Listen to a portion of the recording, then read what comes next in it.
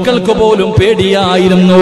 ഉമർ ഇബ്നുൽ Khattab റളിയല്ലാഹു തആല അൻഹു ഏതെങ്കിലും ഒരു കുഞ്ഞു ഭക്ഷണം കഴിക്കാതിരുന്നാൽ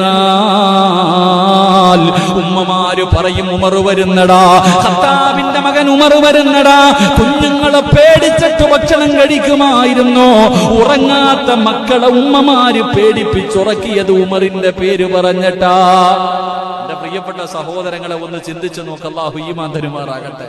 നമ്മൾ നമ്മുടെ മക്കളെ പേടിപ്പിക്കാറില്ലേ? ആന വരുന്നടാ, ശൈത്താൻ വരുന്നടാ, പ്രേതം വരുന്നടാ, അല്ലേ? ഉമർ ഇബ്നുൽ ഖത്താബ് ഉമ്മമാര് ഭക്ഷണം കഴിക്കാത്ത മക്കളോട് പറയും, ആ വരുന്നു, ഉമർ വരുന്നെന്ന് പറഞ്ഞാൽ മതി, അല്ലാഹുവേ ഭക്ഷണം കഴിക്കാം. അങ്ങനെ മാതാപിതാക്കൾ പോലും ഭയപ്പെടുത്തിയിരുന്ന ഉമർ.